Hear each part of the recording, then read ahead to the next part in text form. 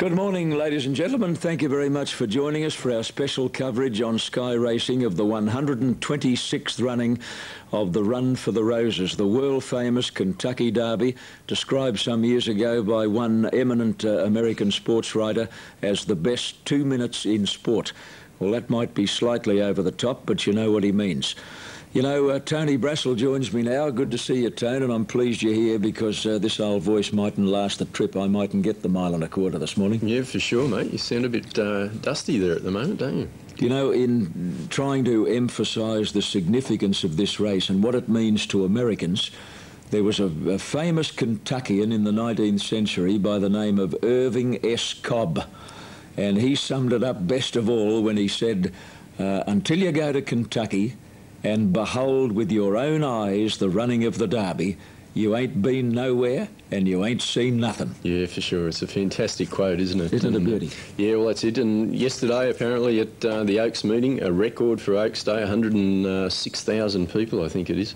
So, beautiful day out there at Churchill Downs this afternoon.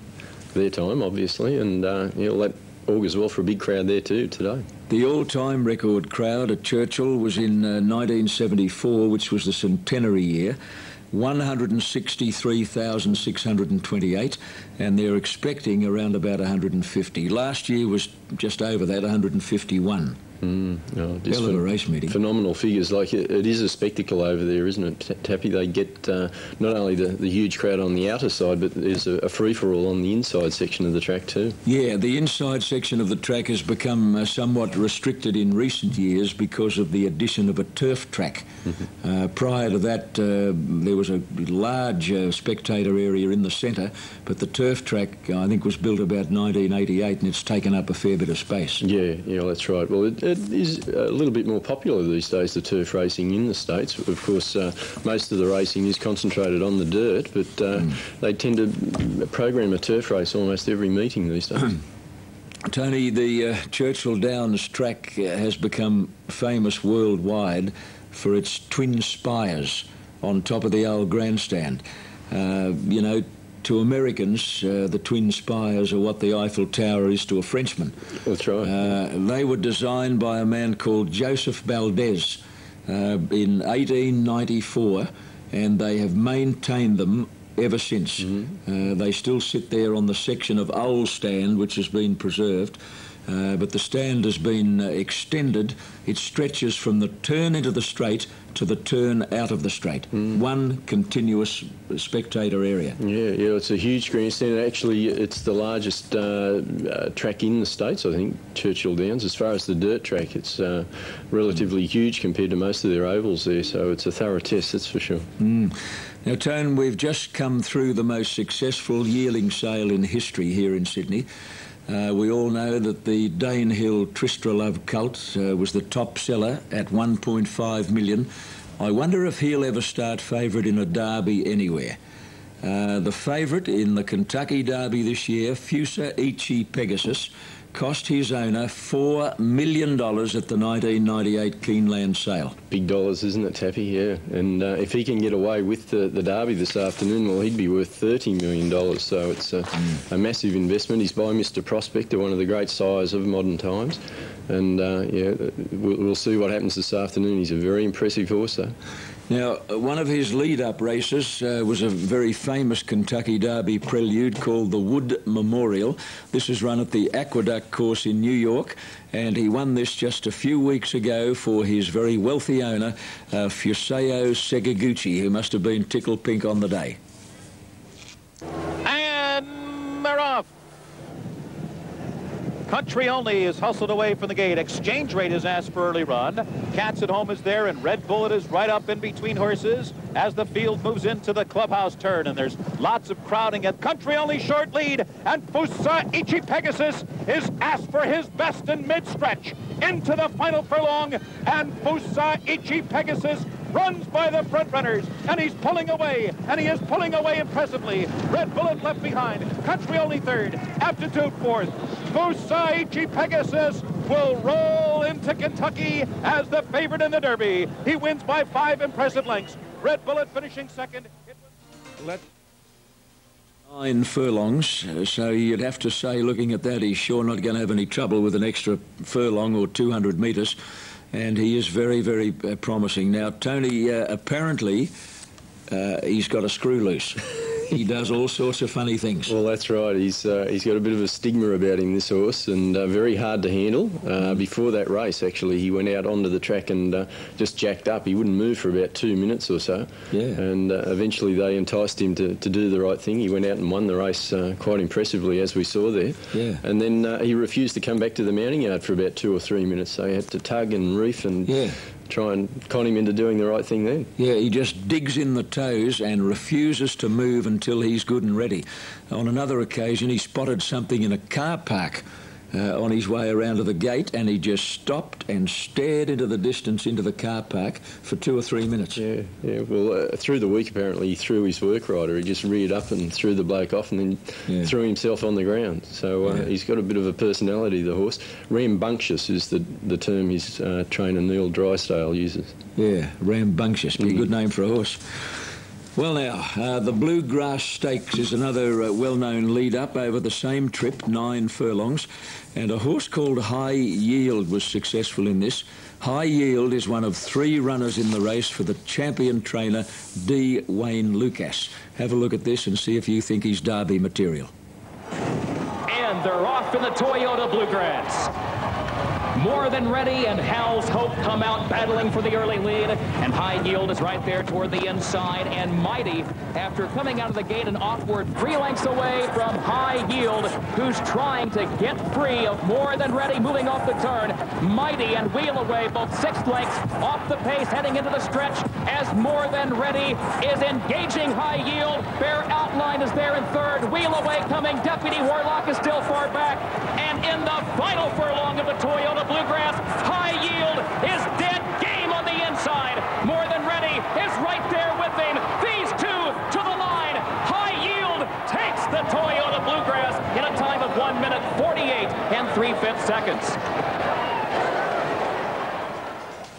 And you would have recognised the colours on the winner, High Yield. They were the colours carried in the Kentucky Derby a few years ago by Thunder Gulch, who's now making a name for himself as a sire. Tone, High Yield is one of 3 prepared by D. Wayne Lucas. The other 2 are Commendable and Exchange Rate. Now, he's only been once unplaced in 12 starts, this horse, High Yield. He's very honest. That's right, and that unplaced start was at Churchill Downs, incidentally. So, yeah, it is the blot on his copybook, but he showed a lot of ticker there, didn't he, Tappy? The other horse, More Than Ready, came at him with about 200 metres to go, and he dug deep and outgamed him. So he's in with a definite show, High Yield.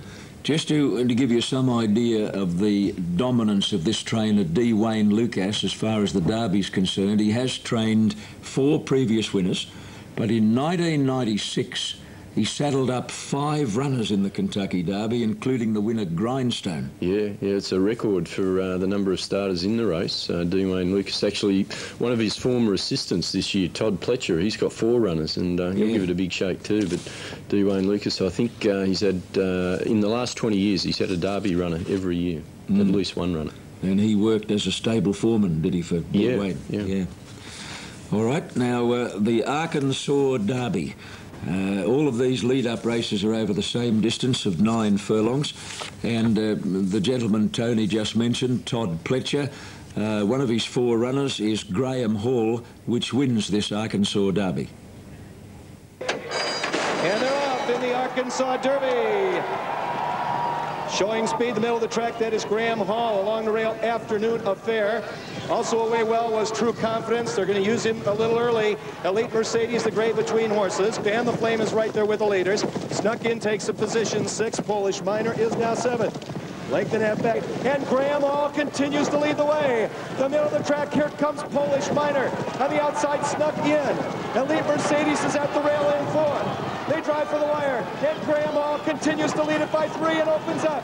Snuck In takes over 2nd. Impeachment to the outside with Polish Minor, but Graham Hall is going to go wire to wire under Robbie Alvarado. Graham Hall wins the Arkansas Derby by 3.5. Looked like Snuck In and Impeachment in a photo for Place and Show. Graham Hall wired.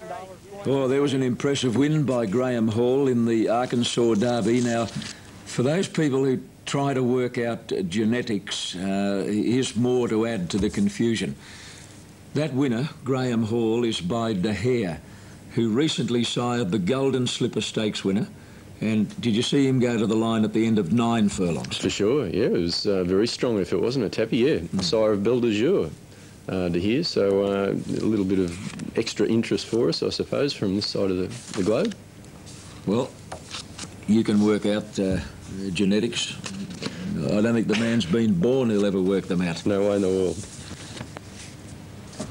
Well, the saddling paddock scene at Churchill Downs pre-Derby every year is one of congestion.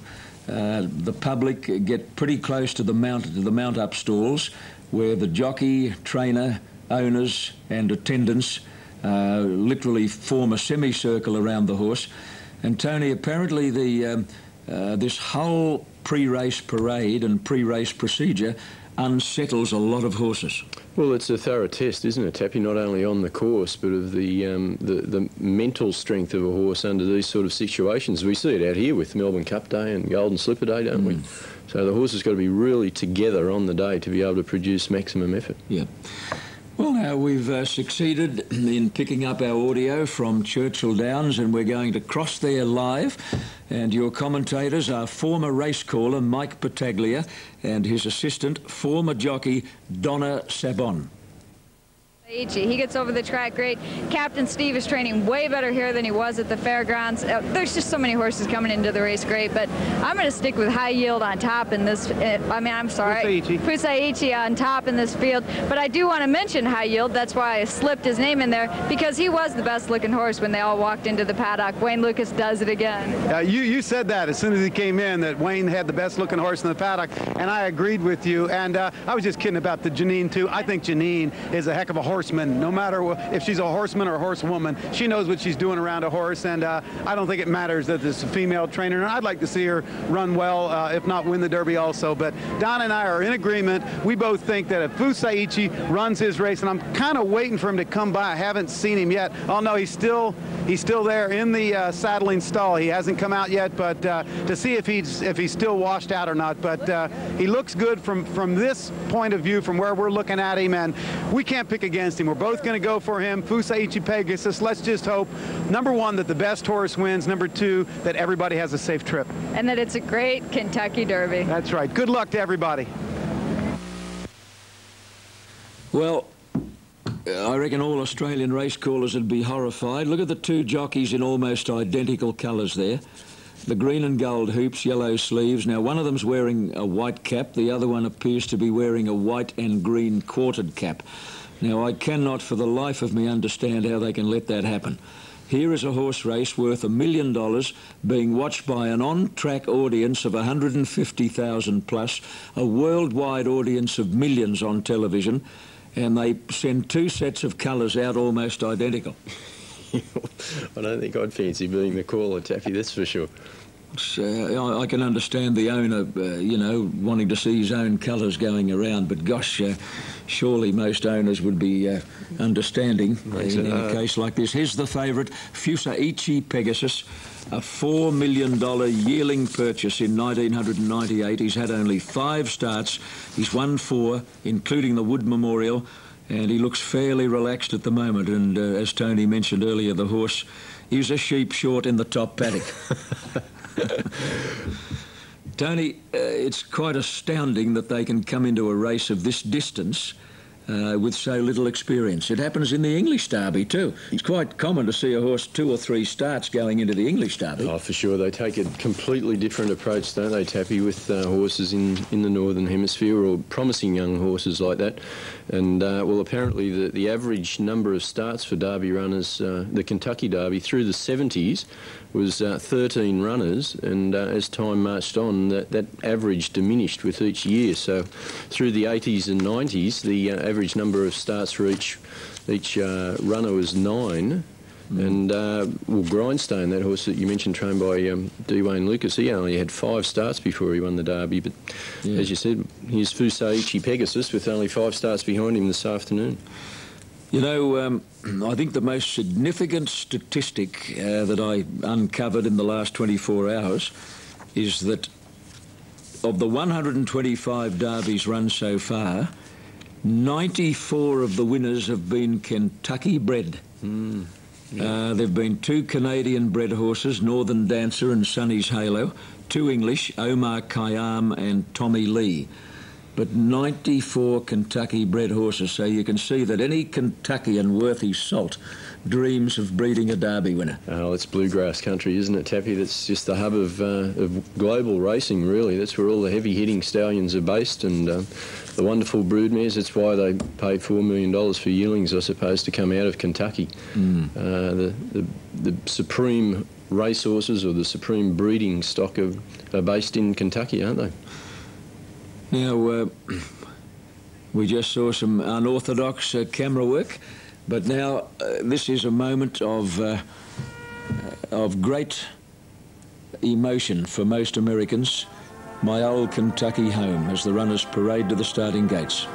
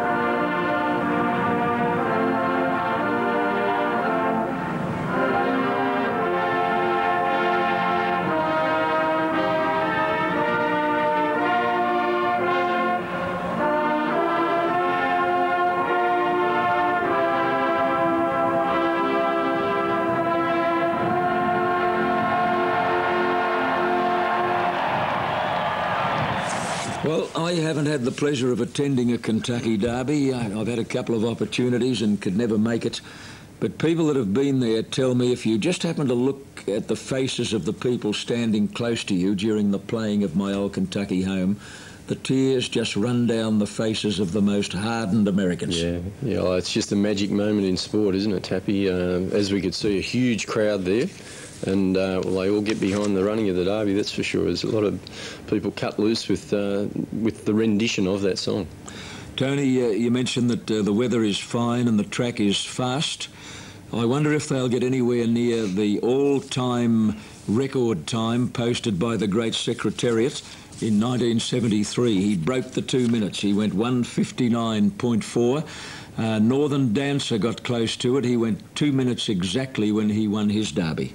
Yeah, well, Secretariat is the measuring stick, isn't he? He was actually last out of the gates that year, and he just went right around the field with 1,600 metres to go and set a track record. He was a wonderful horse, Secretariat. For those people not accustomed to watching American horse racing, you don't see them jump out and relax and rate their horses as we do here in Australia and as the English jockeys do. It is hell for leather from the moment the starting gates open, and if you watch the top of the screen, not sure whether it'll be left screen or right screen, you'll see the sectional times going up during the running of the race for the first 2 furlongs, the first half mile. I'll be very surprised if they don't go through the first half mile in around 47 seconds. Well, they'll fly for sure, Tappy. That track's on fire. We've already checked out a few results already today, and there's been about 6 or 7 races run. The times are excellent. Well, 1,400 metre race took 1:21.4, and actually a little bit of interest. One of the earlier winners on the card was Unbridled Time, a 2-year-old colt by Unbridled Song, the horse standing up at Arrowfield. So there's a real kick along for the Arrowfield stud. Well, now I think Mike and Donna are on air talking about the runners as they head down to the starting gates at the top of the home stretch. Let's pick them up again. Graham Hall, trained by Todd Pletcher with Shane Sellers. 12, Fusawa Sakaguchi's Fusaachi Pegasus. Trained by Neil Drysdale, ridden by Kent DeSorbo. Number 13, Padua Stables Exchange Rate. Trained by D. Wayne Lucas with Calvin Burrell aboard. 14, Wheel Away, owned by Caesar Kimmel and Philip Soledans, trained by John Kimmel, ridden by Richard Migliore. The 15, the Select Stables Deputy Warlock, trained by Kenny McPeak with Mark Guidry riding. And number 16, Halt to Penn LLC's Ron Ton, trained by Vladimir Serin and ridden by Brice Blanc. That's the field for Kentucky Derby 126. All right, now, the tote market on the Kentucky Derby as they head to the starting gate. Each horse is accompanied by an outrider. So the horse population on the track in America before each and every race is quite amazing. That looks very much like the Battle of the Little Bighorn. Unbelievable. Tone, there are tote brackets galore here. Yep. Okay, well, we can go through them, Tappy. Bracket 1 involves Trippy, Commendable, Impeachment and High Yield, who are all owned in the same interest. They're not stablemates, these horses. 2 of the horses are trained by D. Wayne Lucas and 2 are trained by Todd Pletcher, but they're showing $8.50, so you've got 4 horses running for that particular bracket. Bracket 2 is the Godolphin entry, which involves the 2 horses owned by Sheikh Mohammed and his famous Godolphin operation. That's paying $10, and those 2 horses involved China Visit, unbeaten in 2 starts, and Kirul. And then we've got the other horses with their normal tab numbers. Global Eyes is scratched, of course. He was kicked through the week. Number 4, Anise, $25.80, winner of the Breeders' Cup Juvenile last year. Number 5 is Aptitude, $21.70. Number 6 is Hal's Hope, $21.90. 7, Captain Steve, $13.40. Number 8 is War Chant, $10.10. War Chant is a stablemate of the favourite, Fusaichi Pegasus. Number 9 is More Than Ready, $16. 10 is The Deputy. He's an imported horse. We might hear a bit about him later. Promising horse. Number 11 is Graham Hall. We saw that replay earlier. Arkansas Derby winner, $33.50 for a win. Over the page to the favourite, number 12, Fusaichi Pegasus, $3.10. 13 is Exchange Rate, $74.60. 14, Wheel Away, $34.70. 15, Deputy Warlock, who is a late finisher. He'll be out the back early, $52.60. And number 16, Ronton, $46.70. And that is the New South Wales TAB odds there. Tony, you mentioned a horse called the Deputy, who's well in commission. He is trained by a lady called Janine Sahadi. Now, when I was in America 10 years ago, I spent a week at Hollywood Park, and Janine Sahadi was working in the administration office at Hollywood Park a decade back. She was telling me one day that her father had quite a large thoroughbred interest, which she managed for him. And she did mention to me one day that she was contemplating taking on training. This was only 10 years ago. Now, she did that probably 8 years ago and has had phenomenal success. Should the Deputy win, she will become the first woman to ever train a Kentucky Derby winner, but Janine Sahadi has emerged as one of America's most highly respected trainers. The Godolphin stables from the United Arab Emirates have 2 runners, China Visit and CU Rule. China Visit is ridden by Frankie Dettori, who has not yet ridden a Kentucky Derby winner. And so desperate is Sheikh Mohammed to win this race that last year he bought a horse only weeks before the event so that he could see his colours go around. That horse was called Worldly Manor and finished out of a place. He's desperate to win the race. Oh, he sure is. And, well, he's got a monkey on his back too, Frankie Dettori, because he did ride Swain in the Breeders' Cup there a couple of years ago. He finished 3rd behind Awesome again, and he came in for a lot of criticism, Frankie, because he refused to stop riding the horses. He tended to bore out. This was at Churchill Downs, and a lot of people considered that he virtually threw the race away by refusing to change course and ease the horse and straighten him up a bit. Here's a lovely story regarding a horse called Hal's Hope. Now, Hal's Hope was bred and is owned and trained by an 88-year-old called Harold Rose. Now, Harold Rose underwent a heart bypass operation not too long ago, and he was supposed to have been in hospital for one more week, but somebody told him that Hal's Hope had arrived back from the spelling paddock and was ready to go back into training, and apparently dear old Harold literally booked himself out of hospital and couldn't get to the stables quickly enough to supervise the preparation of his horse, Hal's Hope. So he's the breeder, the owner and the trainer, Harold Rose, at 88 years of age. Yeah, well, you better watch his ticker if he's in front with about 200 metres to go, old Harold, that's for sure. He might be back. Every big race has its trivia. Every big race has its heart-rending stories. And should Hal's Hope win the Kentucky Derby, it would make world headlines, I'm sure. Fillies, Tony. Fillies, a total of 38 fillies have run in the Derby since its inception. Only 3 have won. Winning Colours in 1988, and she led all the way. Genuine Risk in 1980, and Regret. Not the regret that Banjo Patterson wrote about, obviously. Won the Kentucky Derby in 1915. Yeah, well, I remember Winning Colours. She was trained by D. Wayne Lucas, and she was just a great giant of a mare, or a filly actually at the time, obviously, but she took up the running and showed a tremendous amount of speed and tenacity to lead most of the way. It was a magic effort to win the Kentucky Derby that way, because you don't often see the leader win. The pace is just so frantic. The back markers are usually suited, so if you're in front with the Kentucky Derby around the home turn, it's a long straight there at Churchill Downs, that's for sure. The most accolade that any thoroughbred can be given in the United States is the Eclipse Award. And every year, the winner of the Breeders' Cup Juvenile seems to get the Eclipse Award.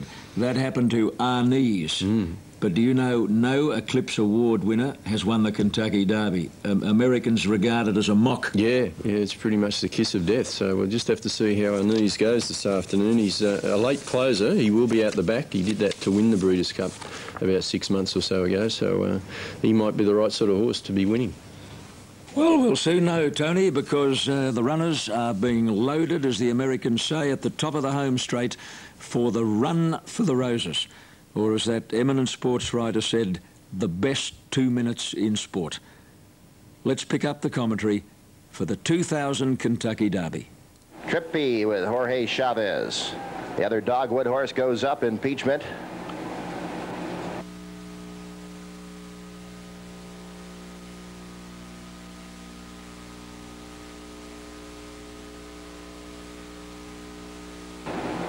And Deputy Warlock's in.